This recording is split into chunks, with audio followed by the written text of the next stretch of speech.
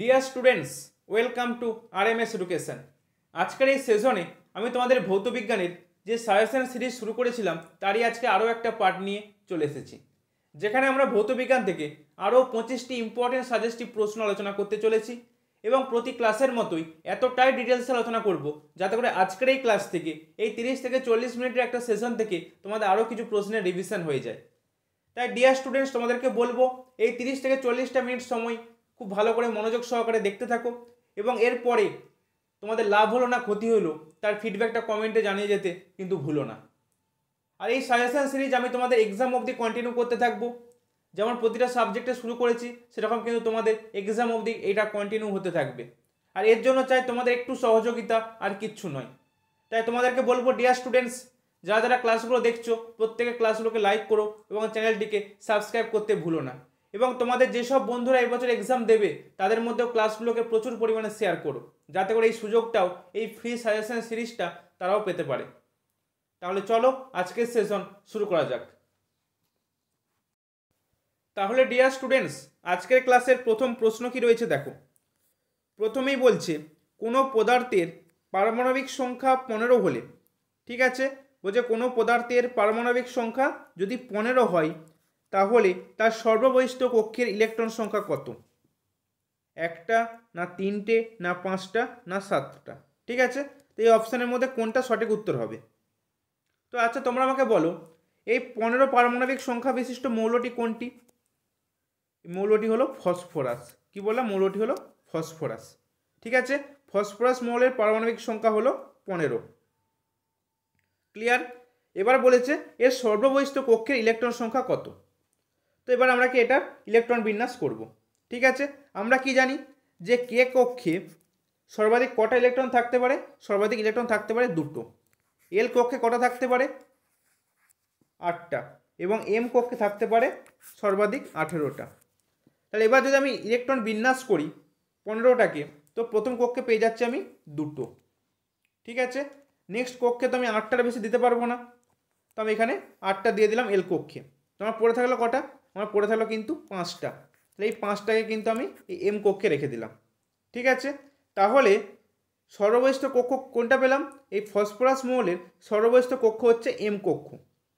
ঠিক আছে, তো এম কক্ষে কটা ইলেকট্রন পেলাম? এম কক্ষে আমি ইলেকট্রন পেয়ে গেলাম 5টা। ঠিক আছে, তাহলে অপশান সি হবে কিন্তু এই প্রশ্নের সঠিক উত্তর। ক্লিয়ার? এবার দেখো, এবার এই যে বিষয়টা আমি তোমাদের বললাম যে কে কক্ষে সর্বাধিক দুটো থাকতে পারে, এল কক্ষে সর্বাধিক 8টা থাকতে পারে, এম কক্ষে 18টা পারে, এবং এরপরে যদি থাকতো তোমার এন কক্ষ, তো এন কক্ষে হয়ে যেত তোমার সর্বাধিক কটা হতো? এন কক্ষে সর্বাধিক হয়ে যেত 32টা। ঠিক আছে, তো তোমরা এবার বলবে স্যার আপনি ভ্যালুগুলো পাচ্ছেন কোথা থেকে? কে কক্ষে বলে দিলেন তো দুটো, এল কক্ষে বললেন 8টা, এগুলো কোথা থেকে আসছে? তো মনে রাখবে এই যে ইলেকট্রনের যে কক্ষগুলো রয়েছে, বিভিন্ন কক্ষকে ইলেকট্রনের সংখ্যা, ঠিক আছে, বিভিন্ন কক্ষকে ইলেকট্রনের সংখ্যা সর্বাধিক কতগুলো হতে পারে? মনে রাখবে সূত্রটা হচ্ছে 2n²। ঠিক আছে, প্রতিটা কক্ষকে কিন্তু ইলেকট্রনের সংখ্যা 2n² হবে, তার বেশি কিন্তু নয়। অর্থাৎ কে কক্ষ মানে n সমান হচ্ছে 1, এল কক্ষ মানে n সমান হচ্ছে 2, এম কক্ষ মানে হচ্ছে n সমান হচ্ছে এখানে 3, আর এন কক্ষপথে মানে এখানে হচ্ছে n সমান 4। ঠিক আছে, এবার তুমি ভ্যালুটা পুট করো। কি বললাম? কে এর ক্ষেত্রে এন এর মান 1, 2 গুণিত 1² মানে 1, কটা হচ্ছে? দুটো হচ্ছে। এল কক্ষে দেখো এন এর মান কত? 2, তো 2 গুণিত 2² মানে 2 গুণিত 4, কত পেলাম? দেখো 8 পাচ্ছি। এম কক্ষে দেখো এন এর মান 3, 3² মানে 9, 9 গুণিত 2 মানে 18। বোঝা গেল? এই জায়গা থেকে কিন্তু এই যে সূত্রটা বললাম, এই সূত্রটা থেকে কিন্তু এই কক্ষকে ইলেকট্রনের সংখ্যাগুলো কতগুলো হবে সেটা আমরা কিন্তু নির্ধারণ করতে পারবো। বোঝা গেল? তাহলে এবার আমি এখান থেকে তোমাদের একটা প্রশ্ন করতে চাই। আচ্ছা, তাহলে এবার তোমরা আমাকে বলো, এই যে ফসফরাস মৌলটা আমি বললাম তো যে 15 পারমাণবিক সংখ্যা বিশিষ্ট মৌলটি হলো ফসফরাস। তাহলে এবার পরীক্ষায় প্রশ্ন এসেছে এরকম যে ফসফরাসের যোজ্যতা কত? তখন তুমি কি বলবে? তুমি ফসফরাস ইলেকট্রন বিন্যাস জানো যে ফসফরাস ইলেকট্রন বিন্যাস হলো 2, 8, 5, মানে কে কক্ষে দুটো ইলেকট্রন রয়েছে, এল কক্ষে 8টা ইলেকট্রন রয়েছে এবং এম কক্ষে 5টা ইলেকট্রন রয়েছে। তাহলে ফসফরাসের যোজ্যতা কত হবে? মনে রাখবে ফসফরাসের যোজ্যতা হবে কিন্তু 5। ঠিক আছে, মানে সর্ববহিষ্ঠ কক্ষপথে যতগুলি ইলেকট্রন থাকে সেটাই হয় ওই মৌলের যোজ্যতা। তাহলে ফসফরাসের যোজ্যতা কত পেলাম? ফসফরাসের যোজ্যতা পেয়ে গেলাম কিন্তু 5। খুবই ইম্পর্টেন্ট কিন্তু প্রশ্ন এটা। ঠিক আছে, তাহলে ফসফরাস যোজ্যতা পেলাম 5। আর একটা কি পেলাম এখান থেকে, যে পারমাণবিক সংখ্যা বলে দিয়েছে একটা মৌলের, তার ইলেকট্রন সর্ববহিষ্ঠ কক্ষে কতগুলি থাকতে পারে সেইটাও, এবং তার সাথে ইলেকট্রন বিন্যাসটা আমরা শিখলাম। এবং তার থেকেও বড় জিনিস যেটা হলো যে প্রতিটা কক্ষকে ইলেকট্রনের সংখ্যা কতগুলি হতে পারে সেটাও কিন্তু আমরা জানলাম। ঠিক আছে, এই যোজ্যতা জায়গাটা কিন্তু খুবই ইম্পর্টেন্ট, কিন্তু পরীক্ষার জন্য কিন্তু খুবই ইম্পর্টেন্ট। ঠিক আছে, এই পরমাণুর গঠন চ্যাপ্টার কিন্তু খুবই ইম্পর্টেন্ট একটা চ্যাপ্টার, তো প্রত্যেকে এই চ্যাপ্টারটা কিন্তু খুব ভালোভাবে পড়ে রাখবে। ক্লিয়ার? প্রত্যেকে নিশ্চয় বোঝা গিয়েছে। তাহলে চলো পরের প্রশ্ন কি রয়েছে দেখে নিই। পরের প্রশ্ন দেখো, একটা প্রবলেম দিয়েছে। ঠিক আছে, তো কি বলছে? বলছে একটি বলকে 20 মিটার উচ্চতা থেকে ফেলে দেওয়া হলো। যদি এর ত্বরণ 10 মিটার পার সেকেন্ড স্কোয়ার হয় তবে ভূমিতে পড়ার সময় এর বেগ কত হবে? ঠিক আছে, ধরো এখানে একটা বল আছে। ঠিক আছে, এটা হচ্ছে এখানে একটা বল, এটা হচ্ছে আমার ভূমি। ঠিক আছে, তো বলটাকে 20 মিটার উচ্চতা থেকে ফেলে দেওয়া হলো, মানে ভূমি থেকে এই যে ডিস্টেন্সটা এটা হচ্ছে 20 মিটার। ক্লিয়ার? তো এবার বলছে এই যে ভূমিতে যখন বলটা পড়বে ঠিক তার আগের মুহূর্তে বেগটা কত হবে সেটা কিন্তু জানতে চাওয়া হয়েছে প্রশ্নে। বোঝা গেল? তাহলে তোমরা আমাকে বলো, এই যে বলটা যখন এই অবস্থায় ছিল তখন বেগ কত ছিল? তখন বেগ ছিল 0। আর যখন এই অবস্থায় এলো তখন হচ্ছে বেগটা আমি ধরে নিলাম, অন্তিম বেগটা ধরে নিলাম আমি ভি। এইটা আমাকে জানতে চেয়েছে। ঠিক আছে, আমার ত্বরণ বলা আছে, এ 10 মিটার পার সেকেন্ড স্কোয়ার। এক সেকেন্ড।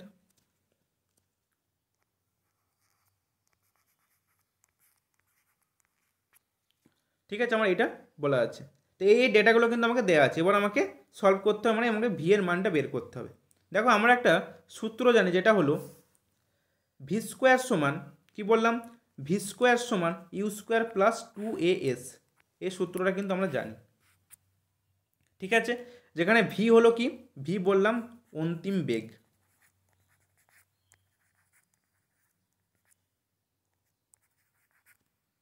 যেখানে ভি হলো অন্তিম বেগ। ঠিক আছে, এবং ইউ হচ্ছে প্রাথমিক বেগ।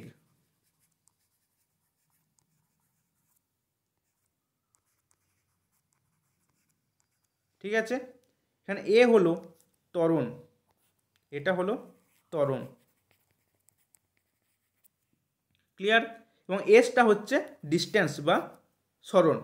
ঠিক আছে, তাহলে দেখো কি বলছি আমি এখানেতে, যে যখন এই বলটা এর প্রারম্ভিক বেগটা আমি 0 পাচ্ছি। কেন? কেন বলটা তখন স্থির অবস্থায় ছিল। যখন সে কোনো একটা বস্তু স্থির অবস্থায় থাকবে তখন তার বেগ তো 0 হবে ন্যাচারালি। তো দেখো তাই বেগটা আমি 0 ধরে নিয়েছি, ওটা 0। এবার এই যে অতিক্রান্ত দূরত্বটা আমি কত পেলাম? 20 মিটার উচ্চতা থেকে ফেলা হয়েছে, মানে 20 মিটারই হবে, সেজন্য আমি এসে ধরে নিচ্ছি 20 মিটার। ক্লিয়ার? ত্বরণ বলা আছে দেখো 10 মিটার পার সেকেন্ড স্কোয়ার, আমি ত্বরণটা এখানে লিখে নিয়েছি। এবার আমরা কি জানি, বললাম ভি স্কোয়ার সমান ইউ স্কোয়ার প্লাস 2as। এবার আমরা কি করব, মানটা বসিয়ে দেবো।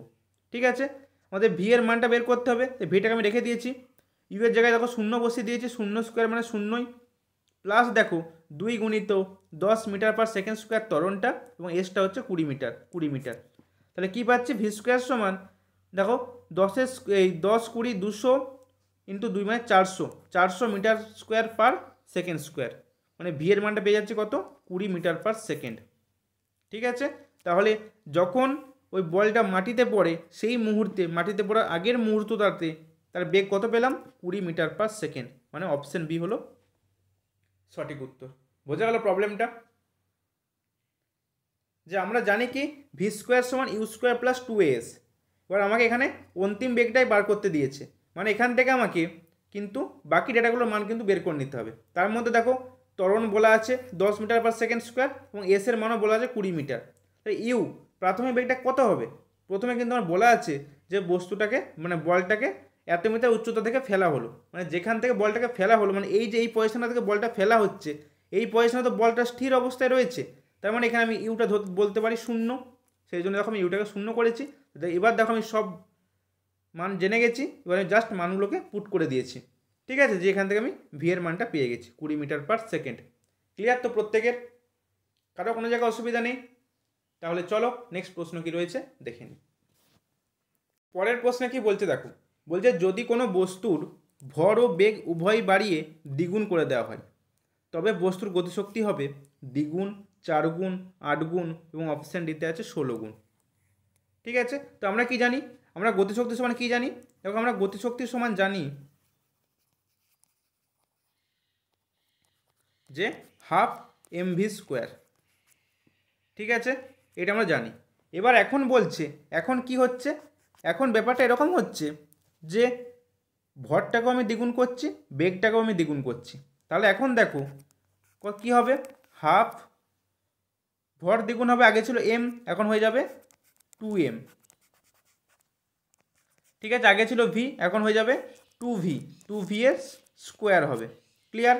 এখান থেকে কী পাচ্ছি, হাফ গুণিত 2m গুণিত 4v স্কোয়ার। ঠিক আছে, তাহলে দেখো এই 2 2 কেটে গেল, তাহলে কি পাচ্ছি 4mv স্কোয়ার, তাই তো? তো আগে ছিল, আগে কত ছিল দেখো, আগে ছিল তোমার হাফ mv স্কোয়ার, এখন আমি পেলাম 4mv স্কোয়ার। তাহলে কত গুণ হলো? 4 গুণ নাকি? একদম নয়, 4 গুণ মোটেই হবে না, কারণ এখানে হাফ আছে। যদি mv স্কোয়ার থাকতো তাহলে তুমি বলে দিতে পারতে 4 গুণ। দেখো হাফের সাথে যদি আমি 8 গুণ করি তাহলে তো কাটাকাটি করে 4 পাই, তাহলে কত হলো এটা? এটা হচ্ছে 8 গুণ। বোঝা গেল? তাহলে অপশান সি হবে কিন্তু সঠিক উত্তর। মোটেও কিন্তু 4 গুণ করবে না, যেখানে 4 রয়েছে মানে 4 গুণ। আর এখানে তো হাফ আছে, যদি এখানে হাফ না থাকতো তাহলে তুমি বলতে যে এটা 4 গুণ হয়েছে, 4 গুণ বৃদ্ধি পেয়েছে। কিন্তু না, এটা বৃদ্ধি পেয়েছে আলটিমেটলি কিন্তু 8 গুণ। বোঝা গেল? তাহলে যদি কোনো বস্তুর ভর ও বেগ উভয়কেই বাড়িয়ে দাও তখন তোমার কি হবে, গতিশক্তি 8 গুণ বেড়ে যাবে। ঠিক আছে, বোঝা গেল কি করলাম? আমরা জানি গতিশক্তি সমান হাফ mv স্কোয়ার। এবার এখানে বলেছে এমটা দ্বিগুণ করেছি, ভিটাকেও দ্বিগুণ করেছি, জাস্ট আমি এমটাকে দ্বিগুণ করে দিয়েছি আর ভিটাকেও দ্বিগুণ করে দিয়েছি, আর কিচ্ছু কিন্তু নেই। ঠিক আছে, খুব ইজি একটা ব্যাপার, খুব ভালো করে যদি বুঝে নাও কোনো অসুবিধা হওয়ার কথা নয়। ক্লিয়ার তো প্রত্যেকের? তাহলে চলো নেক্সট প্রশ্ন কি রয়েছে দেখে নিই। পরের প্রশ্নে কি বলছে দেখো, বলছে পৃথিবী পৃষ্ঠে কোনো বস্তুর ভর 60 কেজি হলে চন্দ্রপৃষ্ঠে সেই বস্তুর ওজন কত হবে? ঠিক আছে, প্রশ্নটা কিন্তু ভালো করে বুঝবে। কি বলেছে, পৃথিবী পৃষ্ঠে কোনো বস্তুর ভর 60 কেজি, তাহলে চন্দ্রপৃষ্ঠে সেই বস্তুর ওজন কত হবে? আচ্ছা দেখো, পৃথিবীর অভিকর্ষজ শক্তির মান কত জানো? পৃথিবীর অভিকর্ষ ত্বরণের মান, পৃথিবীর মান হচ্ছে, এক সেকেন্ড,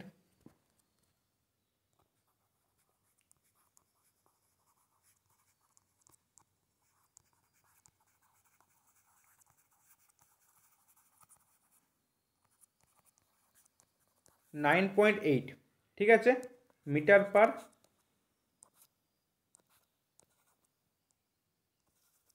সেকেন্ড স্কোয়ার। ঠিক আছে, এটা হচ্ছে পৃথিবীর অভিকর্ষ ত্বরণের মান।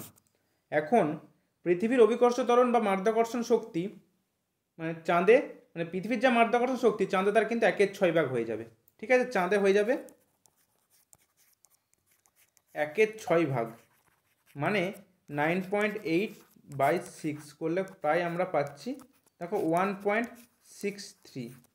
ঠিক আছে, metre per second square. Clear? চাঁদের মাধ্যাকর্ষণ শক্তি পেলাম আমরা 1.63 মিটার পার সেকেন্ড স্কোয়ার। এখন দেখো ভর বলা আছে 60 কেজি, বস্তুটার ভর বলা আছে 60 কেজি, তাহলে আমাকে চাঁদের পৃষ্ঠে ওজন বার করতে হবে। তাহলে ওজন সমান কি জানি আমরা? দেখো আমরা ওজন সমান জানি যে ভর গুণিত অভিকর্ষজ ত্বরণ। ঠিক আছে, ভর কত? ভর পেলাম 60 গুণিত 1.63। ঠিক আছে, এককটা হয়ে যাবে নিউটন।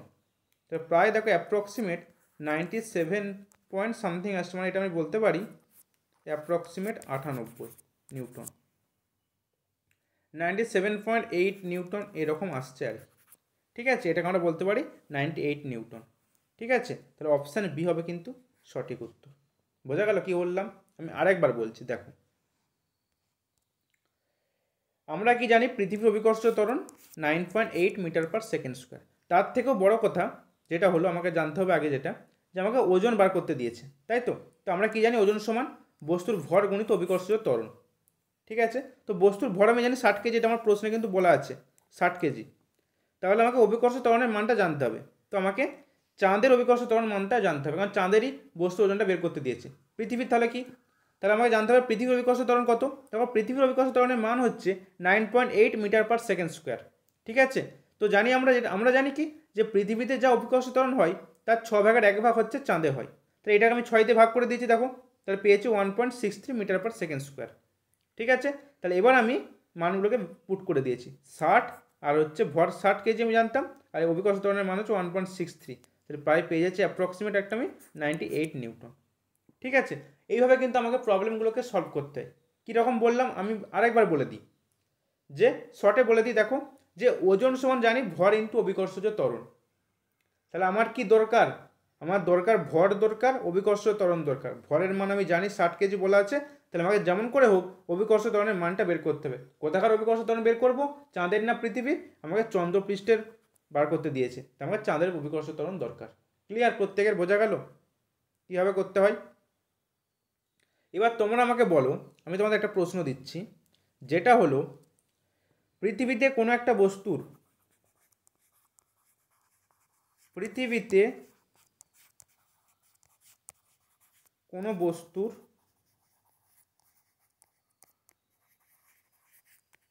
ওজন 60 নিউটন হলে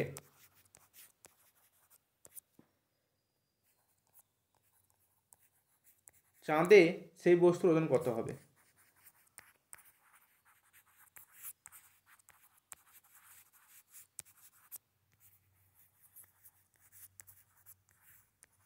ঠিক আছে, প্রত্যেকে কিন্তু কমেন্ট করে জানাবে। কি বললাম, পৃথিবীতে কোনো বস্তুর ওজন 60 নিউটন হলে চাঁদে সেই বস্তুর ওজন কত হবে, প্রত্যেকে কিন্তু কমেন্ট করে জানিও। ঠিক আছে, চলো নেক্সট প্রশ্নে। পরের প্রশ্নে বলছে জৈব যৌগ সম্পর্কিত ভুল তথ্যটি হলো কোনটি। এখানে দেখো 4টে ডেটা দেওয়া আছে, এই 4টে ডেটার মধ্যে কোনটা ভুল এটা কিন্তু জানতে চাওয়া হয়েছে। ঠিক আছে, বলছে জৈব যৌগগুলি এদের গলনাঙ্ক স্ফুটনাঙ্ক কম হয়, এরা জলে দ্রবীভূত হয় না, এরা সহজ দাহ্য নয়, এবং এরা বলছে এদের মধ্যে প্রধানত কার্বন ও হাইড্রোজেন বর্তমান। তাহলে আমাদের সবার আগে জৈব যৌগের ধর্মগুলি জানা দরকার, তাই তো। তো দেখো, জৈব যৌগের ধর্ম কী রয়েছে, এরা সাধারণত সমযোজী যৌগ হয়। ঠিক আছে, এরা সাধারণত সমযোজী যৌগ হয়, এদের গলনাঙ্ক স্ফুটনাঙ্ক কম হয়। দেখো অপশান এ কিন্তু সঠিক, অপশান এতে বলাই আছে যে এদের গলনাঙ্ক স্ফুটনাঙ্ক কম, তাহলে এটা কিন্তু সঠিক।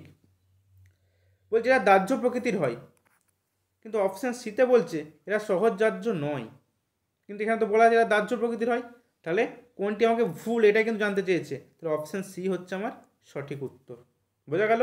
এবার দেখো, এদের মধ্যে প্রধানত কার্বন ও হাইড্রোজেন বর্তমান, এদের মধ্যে প্রধানত কার্বন ও হাইড্রোজেন বর্তমান, এটাও ঠিক আছে। এরা জলে অদ্রাব্য কিন্তু বেনজিন ও অ্যালকোহলের দ্রাব্য, দেখো এরা জলে কিন্তু দ্রবীভূত হয় না বলা আছে। ঠিক আছে, এবং এরা উচ্চ আণবিক গুরুত্ব বিশিষ্ট হয়। বোঝা গেল। জৈব যৌগের এই ধর্মগুলো কিন্তু আমাদের খুব ভালোভাবে মনে রাখতে হবে। পরীক্ষায় এরকম সময় প্রশ্ন চলে আসে যে জৈব যৌগগুলি জলের অদ্রাব্য, তাহলে নিচের কোনটিতে জৈব যৌগগুলি দ্রাব্য? তো মনে রাখবে বেনজিন এবং অ্যালকোহলে কিন্তু এই জৈব যৌগগুলো কিন্তু দ্রাব্য। ঠিক আছে, বোঝা গেল। ঠিক আছে, তাহলে এই জৈব যৌগ কী কী হতে পারে, এর নানা রকম ভ্যারাইটিস রয়েছে। মিথেন, ঠিক আছে, সম্পৃক্ত যৌগ হবে মিথেন, ইথেন, ঠিক আছে, CH4 এটা হচ্ছে মিথেন, ঠিক আছে, ইথেন C2H6 এটা হচ্ছে ইথেন, CH2 এটা হচ্ছে ইথিলিন। ঠিক আছে, নেক্সট দেখো অ্যাসিটিলিন HCCH এটা হচ্ছে অ্যাসিটিলিন, এগুলো সব কিন্তু এটা এই দুটো হচ্ছে অসম্পৃক্ত যৌগ, এগুলো হচ্ছে সম্পৃক্ত যৌগ। ঠিক আছে, এগুলো সবগুলো কিন্তু জৈব যৌগ। Clear, ethane, ethylene, methane, acetylene এগুলো সব হচ্ছে কিন্তু জৈব যৌগ। বেনজিন, ফেনল, পিরিমিডিন এগুলো সব কিন্তু জৈব যৌগ। ক্লিয়ার, তাহলে জৈব যৌগের ধর্মগুলো কিন্তু আমাদের খুব ভালোভাবে মনে রাখতে হবে। আমি তোমাদের জন্য খুব সুন্দর করে নোট করে রেখেছি, প্রত্যেক কিন্তু খাতায় নোট করে নিও। ঠিক আছে, তাই চলো নেক্সট প্রশ্ন কি রয়েছে দেখে নিই। পরের প্রশ্নে কি বলছে দেখো, বলছে অর্ধপরিবাহী রোধাঙ্ক তাপমাত্রার সাথে বৃদ্ধি পায়, তাপমাত্রার সাথে হ্রাস পায়, তাপমাত্রার পরিবর্তনে অপরিবর্তিত থাকে, এবং অপশান ডিতে বলছে নিম্ন তাপমাত্রায় বৃদ্ধি পায়, উচ্চ তাপমাত্রায় হ্রাস পায়। দেখো, তো সবার প্রথমে অর্ধপরিবাহী কী জিনিস? দেখো, অর্ধপরিবাহী হচ্ছে এমন ধরনের পদার্থ যাদের রোধাঙ্ক পরিবাহী অপেক্ষা কম কিন্তু অন্তরক অপেক্ষা বেশি। ঠিক আছে, তো এবার আমাদের জানতে হবে পরিবাহী কী জিনিস।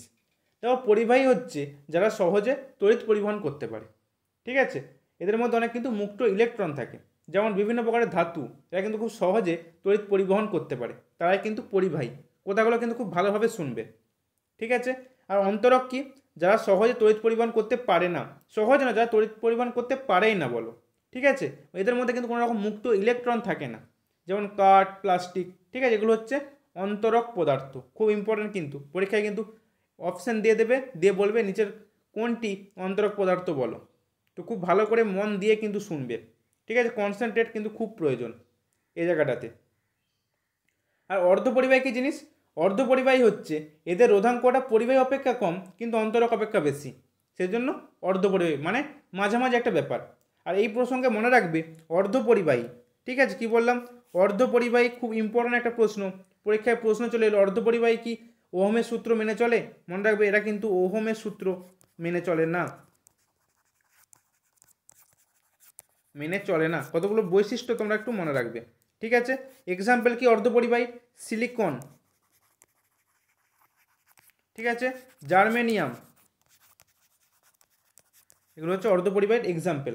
ঠিক আছে, তাহলে বোঝা গেল অর্ধপরিবাহী কী জিনিস, অন্তরক কী জিনিস। অন্তরকের এক্সাম্পল হলো কাঠ, প্লাস্টিক। পরিবাহী কী জিনিস? সহজেই তড়িৎ পরিবহন করতে পারে, বিভিন্ন প্রকার ধাতু। আর এই কথাটা মনে রাখবে যে পরিবাহীর মধ্যে কিন্তু অনেক মুক্ত ইলেকট্রন থাকে, আর যেটা কিন্তু অন্তরক পদার্থে থাকে না। ঠিক আছে, এবার দেখো তাহলে অর্ধপরিবাহীর অনেক রকম টাইপ রয়েছে, বিশুদ্ধ অর্ধপরিবাহী, আবার অবিশুদ্ধ অর্ধপরিবাহী। ঠিক আছে, এইসব রয়েছে। তবে এবার একটা তোমরা মনে রাখবে যে অর্ধপরিবাহীতে কিন্তু উষ্ণতা যত আমি বৃদ্ধি করব তত কিন্তু পরিবাহীর রোধ, ঠিক আছে, মানে অর্ধপরিবাহীর ক্ষেত্রে কিন্তু রোধ হ্রাস পাবে, মানে উষ্ণতা বৃদ্ধির সাথে সাথে কিন্তু হ্রাস পাবে। বোঝা গেল? যত তাপমাত্রা বৃদ্ধি করব, আমি লিখে দিচ্ছি তোমাদের, তাপমাত্রা বৃদ্ধিতে অর্ধপরিবাহীর রোধ হ্রাস পায়।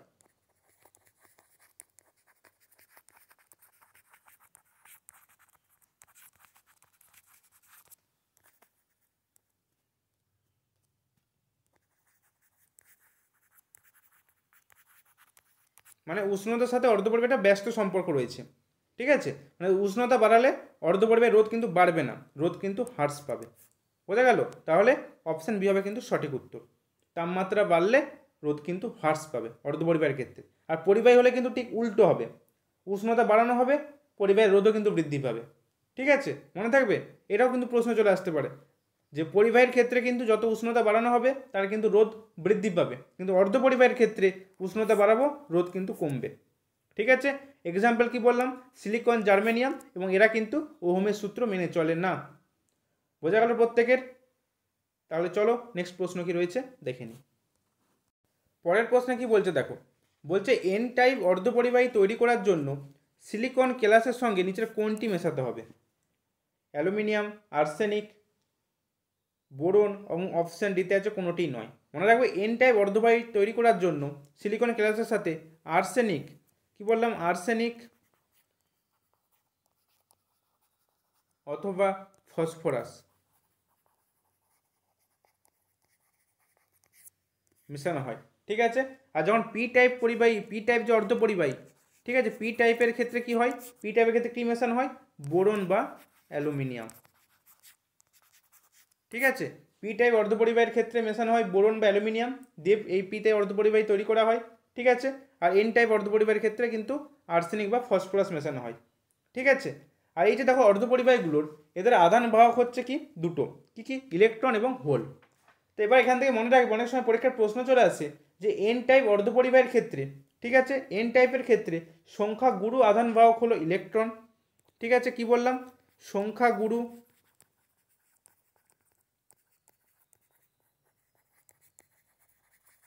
আধান বাহক হচ্ছে ইলেকট্রন, আর সংখ্যা লঘু হচ্ছে তোমার হোল। ঠিক আছে, সংখ্যা লঘু, আধান বাহক হচ্ছে হোল। ক্লিয়ার? আর পি টাইপ অর্ধপরিবারের ক্ষেত্রে কি হবে? পি ঠিক উল্টো হবে, সংখ্যা গুরু হয়ে যাবে হোল এবং সংখ্যা লঘু হয়ে যাবে ইলেকট্রন। তো এই জায়গাটা মনে রাখবে কিন্তু প্রত্যেকে ভালো করে, যে এন টাইপের ক্ষেত্রে আর্সেনিক বা ফসফরাস মেশানো হয়, পি টাইপের ক্ষেত্রে বোরন বা অ্যালুমিনিয়াম মেশানো হয়। এন টাইপ অর্ধপরিবারের ক্ষেত্রে সংখ্যাগুরু আধান বাহক হচ্ছে ইলেকট্রন, সংখ্যা লঘু হচ্ছে হোল। আর পি টাইপের ক্ষেত্রে হচ্ছে সংখ্যাগুরু হচ্ছে হোল এবং সংখ্যা লঘু হচ্ছে ইলেকট্রন।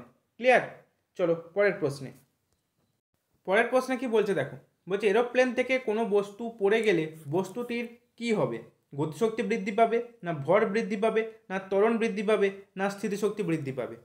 দেখো কোনো একটা বস্তু যখন অবাধে পতনশীল হবে, ঠিক আছে, তার কি হবে? তার কিন্তু স্থিতিশক্তিটা ক্রমশ কিন্তু হ্রাস পেতে থাকবে এবং কিন্তু তার গতিশক্তিটা কিন্তু ক্রমশ বাড়তে থাকবে। ঠিক আছে, তার গতিশক্তিটা কিন্তু ক্রমশ কিন্তু বাড়তে থাকবে। মনে রাখবে, অবাধে পতনশীল কোনো বস্তুর ক্ষেত্রে যখন দেখো বস্তুর এই অবস্থায় আছে, তখন তার কিন্তু স্থিতিশক্তি সর্বোচ্চ রয়েছে। যত বস্তুটা ধীরে ধীরে নিচে দিয়ে নামতে থাকছে, তত কিন্তু তার স্থিতিশক্তিটা কমতে থাকছে। ঠিক আছে, এবং গতিশক্তি কিন্তু বাড়তে থাকছে। ঠিক আছে, তাহলে অবাধে পতনশীল বস্তুর ক্ষেত্রে স্থিতিশক্তি ক্রমাগত হ্রাস পেতে থাকে এবং গতিশক্তি কিন্তু বাড়তে থাকে। তাহলে অপশন হবে কিন্তু সঠিক উত্তর। ঠিক আছে, চলো পরের প্রশ্নে। বলছে নিচের কোনটি অনবীকরণযোগ্য শক্তি উৎস? ঠিক আছে, বায়োগ্যাস, সৌরশক্তি, বায়ুশক্তি এবং অপশান ডিতে রয়েছে কয়লা। তখন আমি খুব সুন্দর করে কিন্তু তোমাদের জন্য পুনর্নবীকরণযোগ্য শক্তির উৎস কী কী এবং অনবীকরণযোগ্য শক্তির উৎস কী কী সেটা আমি কিন্তু লিখে রেখেছি। দেখো, পুনর্নবীকরণযোগ্য শক্তির উৎস হচ্ছে এই শক্তির উৎসগুলো থেকে বারবার শক্তি উৎপাদন সম্ভব এবং এই শক্তি উৎসগুলোতে প্রকৃতি অনবরত শক্তির যোগান দেয় এবং এটি হচ্ছে বিশ্বের বৃহত্তম শক্তির উৎস। যেমন দেখো, সৌরশক্তি, বায়ুশক্তি, জোয়ার ভাটা শক্তি, বায়োগ্যাস, ভূতাপ শক্তি, এগুলো সব কিন্তু পুনর্নবীকরণযোগ্য শক্তির উৎস। আর অনবীকরণযোগ্য শক্তির উৎস কী হবে? এই শক্তি উৎসগুলি থেকে শক্তি কিন্তু অফুরন্ত নয়, লিমিট একটা রয়েছে, একটা এদের সীমিত।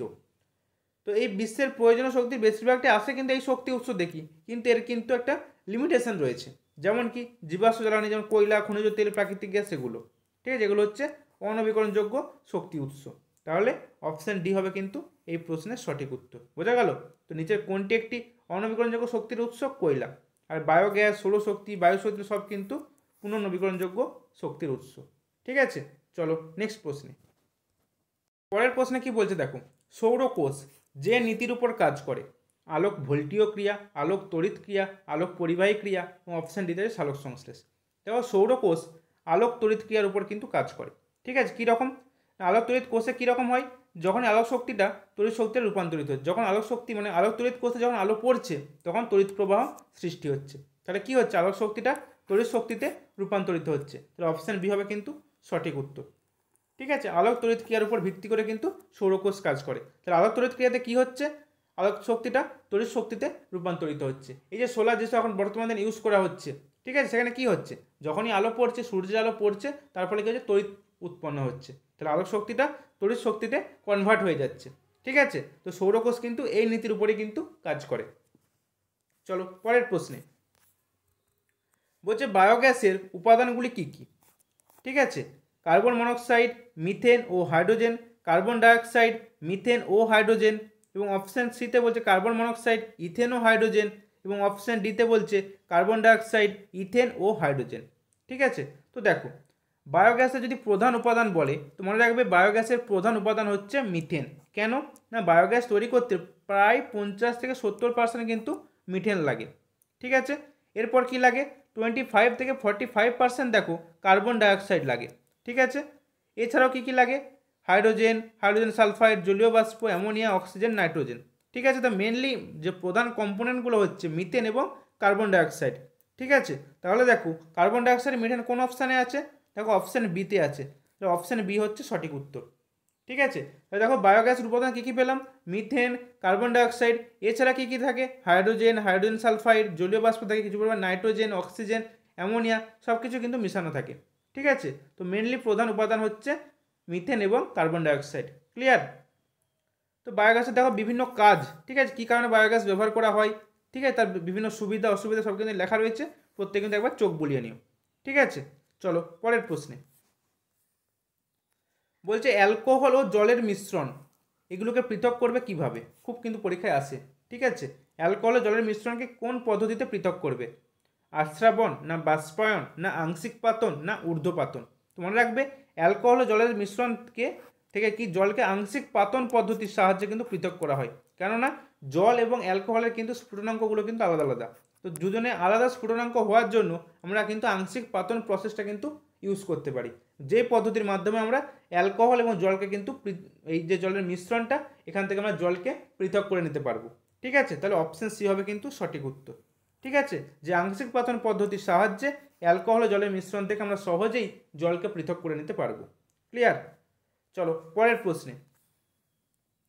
ওই যে কাঁদানে গ্যাস হলো, এই যে আমরা কাঁদানে গ্যাস বলি না, যে কাঁদানে গ্যাস আর্মিরা ইউজ করেছে, তো এই কাঁদানে গ্যাসটা তো এর রাসায়নিক নামটা কি, এটা কিন্তু প্রশ্নে জানতে চাওয়া হয়েছে। ক্লোরোপিক্রিন, না কার্বনিক ক্লোরাইড, না নাইট্রাস অক্সাইড, না ব্লিচিং পাউডার? তো মনে রাখবে কাঁদানে গ্যাস বা টিয়ার গ্যাস এটাকে বলে, টিয়ার গ্যাস। ঠিক আছে, যেটা হলো ক্লোরোপিক্রিন, অপশন এ। ঠিক আছে, CCl3NO2, এটা একটা বর্ণহীন কিন্তু গন্ধযুক্ত একটা তৈলাক্ত পদার্থ, যেটা হচ্ছে কাঁদানে গ্যাস বা টিয়ার গ্যাস, যেটা রাসায়নিক নাম কি বললাম? ক্লোরোপিক্রিন। ক্লিয়ার? চলো পরের প্রশ্নে। বলছে দইয়ের স্বাদ টক হওয়ার কারণ কি? এতে কি উপস্থিত থাকে যার জন্য দইয়ের স্বাদ টক হয়? টার্টারিক অ্যাসিড, না ল্যাকটিক অ্যাসিড, না অ্যাসিটিক অ্যাসিড, না অক্সালিক অ্যাসিড? মনে রাখবে অপশন বি হবে সঠিক উত্তর, ল্যাকটিক অ্যাসিড। ঠিক আছে, ল্যাকটিক অ্যাসিডের জন্যই কিন্তু দইয়ের স্বাদটা টক হয়। ক্লিয়ার? বোঝা গেল প্রত্যেকের? তারপর তেঁতুলে থাকে tartaric acid. Oxalic acid, acetic acid কিসে পাওয়া যায় তোমরা আমাকে জানাবে কমেন্ট করে। ঠিক আছে, চলো নেক্সট প্রশ্ন কি রয়েছে দেখে নিই। পরের প্রশ্নে কি বলছে দেখো, বলছে নিচের কোনটি পরমাণুর উপাদান নয়? ইলেকট্রন, প্রোটন, নিউট্রন এবং ফোটন। দেখো আমরা কি জানি যে এই যে নিউক্লিয়াস থাকে, এই নিউক্লিয়াসে কি থাকছে? নিউট্রন এবং প্রোটন থাকছে, এরা থাকছে নিউক্লিয়াসে। ঠিক আছে, এবং এই যে নিউক্লিয়াসকে কেন্দ্র করে বিভিন্ন কক্ষপথে কিন্তু ইলেকট্রনগুলো ঘুরতে থাকে, তাই তো? ইলেকট্রনগুলো কিন্তু এরকম বিভিন্ন কক্ষপথে ঘুরতে থাকে। তাহলে কী কী পেলাম পরমাণুর উপাদান? নিউট্রন পেলাম, প্রোটন পেলাম এবং ইলেকট্রন পেলাম। এই তিনটে নিয়ে কিন্তু পরমাণু গঠিত। দেখো ইলেকট্রন, প্রোটন এবং নিউট্রন নিয়ে পরমাণু গঠিত।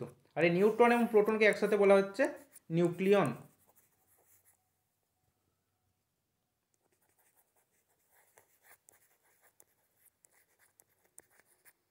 ঠিক আছে, তাহলে দেখো আমাদের কি প্রশ্নে বলেছে নিচের কোনটি পরমাণুর উপাদান নয়, তাহলে কি হবে? অপশন ডি, ফোটন, এটা হচ্ছে পরমাণুর উপাদান নয়।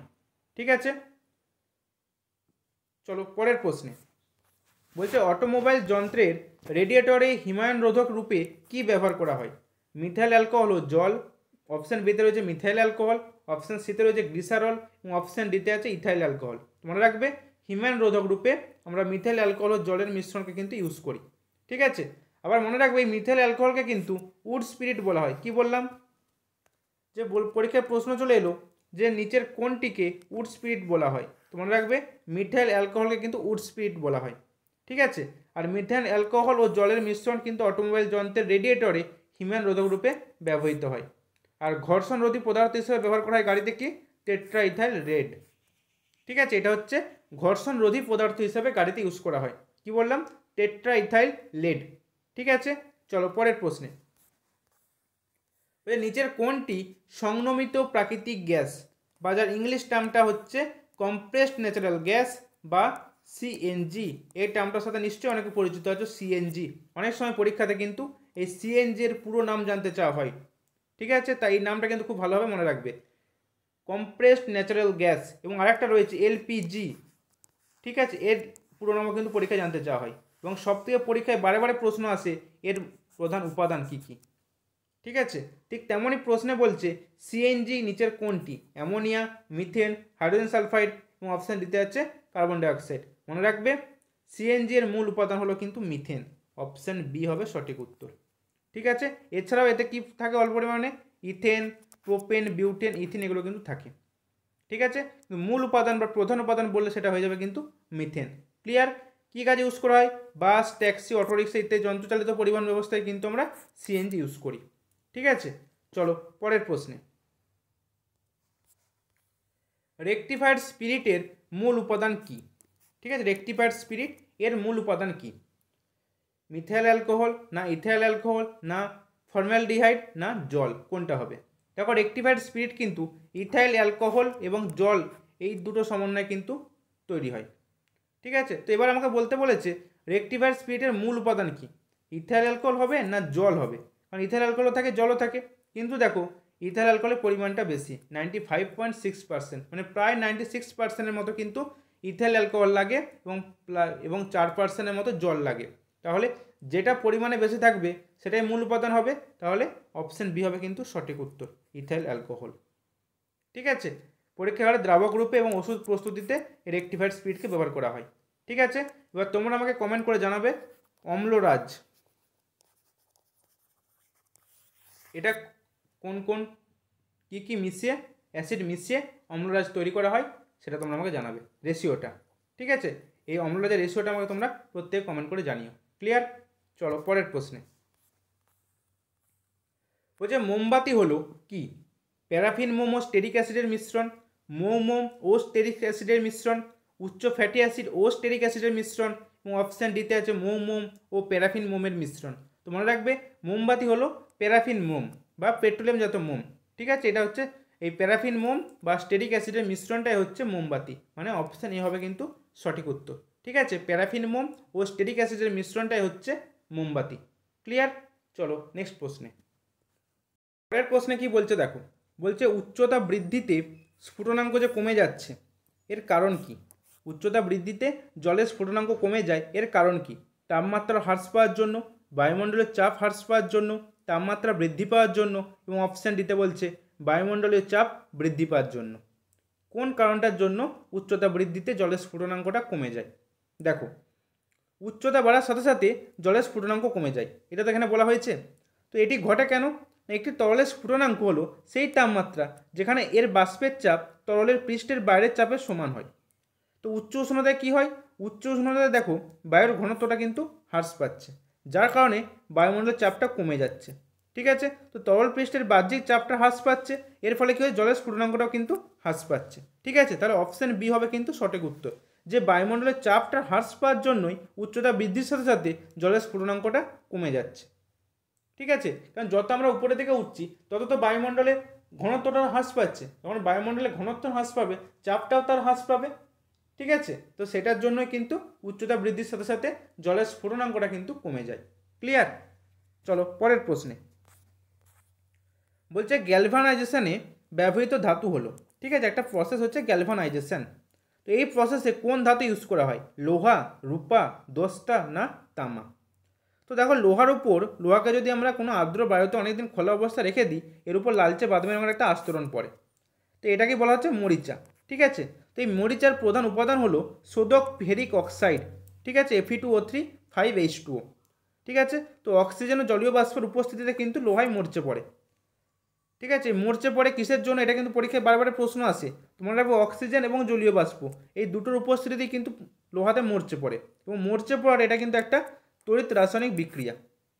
ঠিক আছে, এই মরচেটাকে নিবারণ করার জন্যই কিন্তু এই গ্যালভানাইজেশন বা জিঙ্কের প্রলেপ বা জিঙ্ক লেপন দেওয়া হয়। ঠিক আছে, কি দেওয়া হয়? জিঙ্কের একটা প্রলেপ দেওয়া হয়। ঠিক আছে, জিঙ্ক, তাই কী ধাতু ইউজ করা হয়? জিঙ্ক ধাতু ইউজ করা হয়। ঠিক আছে, জিঙ্ক ধাতু, বা যার একটা নাম হচ্ছে দস্তা, মানে অপশান সি হবে কিন্তু সঠিক উত্তর। ঠিক আছে, তাই লোহার মরচে নিবারণের জন্যই কিন্তু এই গ্যালভানাইজেশন প্রসেস। বোঝা গেল যে লোহাকে যদি আমরা খোলা বায়ুতে রেখে দিই অনেক দিন ধরে, তাহলে অক্সিজেন এবং জলীয় বাষ্পের সংস্পর্শে তার উপর একটা লালচে বাদামি রঙের আস্তরণ পড়ে, এটা আমরা প্রত্যেকেই লক্ষ্য করেছি। তো এটাকেই বলা হচ্ছে মরিচা। ঠিক আছে, তো এই মরিচাটাকে নিবারণ করার জন্যই আমরা যদি লোহার বস্তুর উপর যদি জিঙ্কের প্রলেপ দিয়ে রাখি বা এই গ্যালভানাইজেশন করে রাখি, তাহলে কিন্তু লোহাতে কিন্তু আর মরচে পড়বে না। ঠিক আছে, তো এই প্রসেসটা এই জন্য করে রাখা হয়। বোঝা গেল? চলো পরের প্রশ্নে কি বলছে একবার দেখে নাও। বলছে নিচের ধাতু সংকরের মধ্যে কোনটিতে ম্যাগনেসিয়াম উপস্থিত? ঠিক আছে, এখানে চারটে ধাতু সংকর দেওয়া রয়েছে, ব্রোঞ্জ, গান মেটাল, ডুরালুমিন এবং কলঙ্কহীন ইস্পাত বা স্টেনলেস স্টিল। ঠিক আছে, এদের মধ্যে কোনটিতে ম্যাগনেসিয়াম উপস্থিত? তার মানে আমাকে এদের কম্পোনেন্টগুলো কিন্তু জানতে হবে। দেখো ব্রোঞ্জ হচ্ছে কোপার, টিন এবং জিঙ্ক, এই তিনটে ধাতুর সমন্বয় হচ্ছে ব্রোঞ্জ তৈরি হয়। গান মেটাল হচ্ছে কোপার, টিন, জিঙ্ক এবং এর সাথে হচ্ছে লেড। ঠিক আছে, মিশিয়ে আমরা গান মেটাল পাচ্ছি। ডুরালুমিন, ডুরালুমিন তৈরি করতে কি পাচ্ছি, কি লাগে, অ্যালুমিনিয়াম লাগে, কোপার লাগে, ম্যাগনেসিয়াম লাগে, ম্যাঙ্গানিজ থাকে। তাহলে এখানে কিন্তু আমরা ম্যাগনেসিয়াম পাচ্ছি। ঠিক আছে, এবার হচ্ছে কলঙ্কহীন ইস্পাত বা স্টেনলেস স্টিল, লোহা, ক্রোমিয়াম, নিকেল এবং খুব অল্প পরিমাণে কার্বন লাগে। ঠিক আছে, এগুলো মিশিয়ে আমাদের কলঙ্কহীন ইস্পাত বা স্টেইনলেস স্টিল তৈরি করা হয়। ঠিক আছে, তাহলে কি পেলাম, ম্যাগনেসিয়াম কিছু উপস্থিত থাকে, অপশন সি ডুরালুমিন। ঠিক আছে, এই যে ধাতু সংকরগুলো এখানে রয়েছে এদের কম্পোনেন্টগুলো কিন্তু খুব ইম্পর্টেন্ট। তোমাদের কিন্তু আমি বলেছি, বারে বারে কিন্তু বলছি এই জায়গাটা কিন্তু খুব ইম্পর্টেন্ট, পরীক্ষায় প্রশ্ন আসার মতো। ঠিক আছে, খুব ভালো করেও কিন্তু এই জায়গাটা মনে রাখবে। ঠিক আছে, কারণ এই জায়গাটা গুলিয়ে ফেলার জায়গা, সেই জন্য আমি তোমাদের জোর দিচ্ছি। বারে বারে কিন্তু এগুলো পড়ো এবং খাতায় লিখে লিখে করো, তাহলে দেখবে খুব ভালো মনে থাকবে। ঠিক আছে, তো এই জায়গাটা কিন্তু খুব ভালোভাবে মনে রাখবে। ব্রোঞ্জ, পিতল বা ব্রাস, ঠিক আছে, আরও অনেক রয়েছে। ঠিক আছে, টাইপ মেটাল, ইনভার, তো এই জিনিসগুলো কোন কোন ধাতু দিয়ে তৈরি হয় সেগুলো কিন্তু খুব ভালোভাবে মনে রাখতে হবে আমাদের। ঠিক আছে, চলো পরের প্রশ্নে। পরের প্রশ্নে কি বলছে দেখো, চ্যালকোপাইরাইটস নিচের কোন ধাতুর আকরিক? জিঙ্ক, লোহা, ম্যাগনেসিয়াম, কোপার। ঠিক আছে, এই চারটের মধ্যে কোনটির ধাতুর আকরিক হচ্ছে চ্যালকোপাইরাইটস? তো মনে রাখবে, চ্যালকোপাইরাইটস হচ্ছে কোপারের আকরিক। ঠিক আছে, কি বললাম, কোপারের আকরিক। কি হয় কোপারের আকরিক আবার দেখে নাও। কোপার পাইরাইটিস হয়, কোপার গ্লান্স হয়, মেলাকাইট হয়, কিউপ্রাইট হয়। ঠিক আছে, কি বললাম, কোপার পাইরাইটিস, কোপার গ্লান্স, মেলাকাইট এবং কিউপ্রাইট, এগুলো হচ্ছে কোপারের প্রধান আকরিক। ঠিক আছে, এই নামগুলো কিন্তু মনে রাখবে। চলো পরের প্রশ্নে।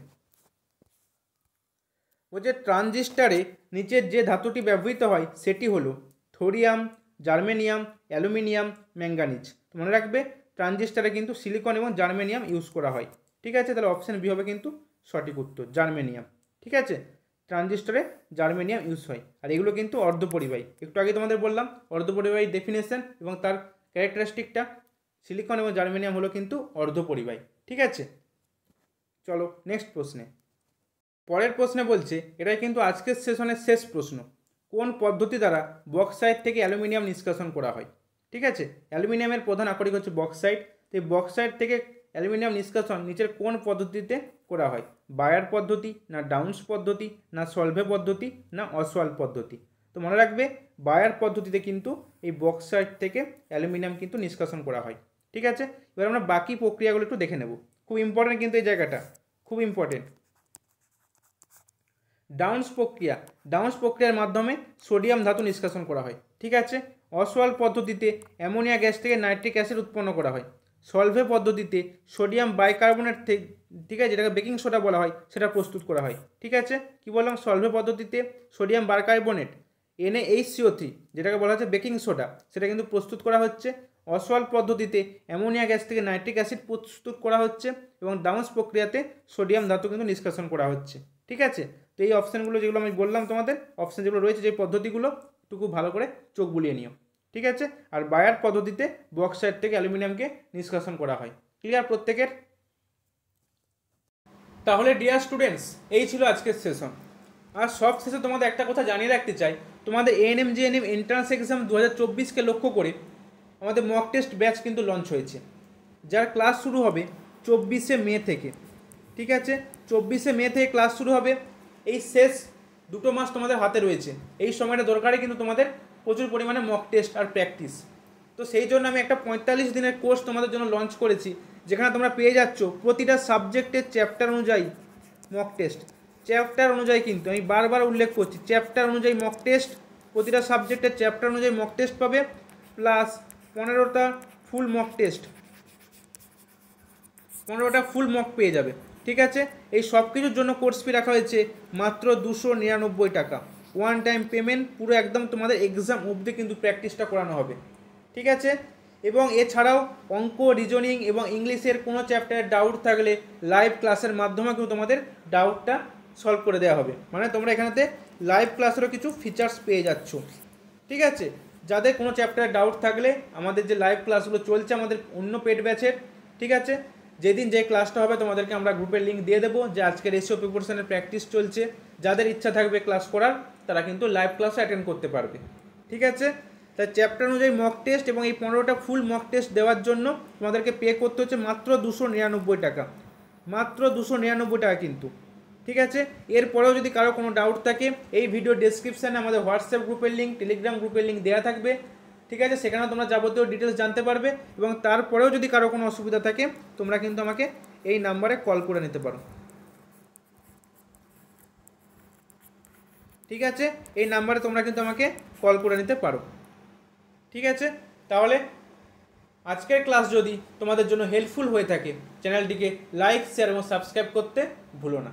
প্রত্যেকেই ভালো থেকো, সুস্থ থেকো, ভালো করে পড়াশোনা করো। বাই।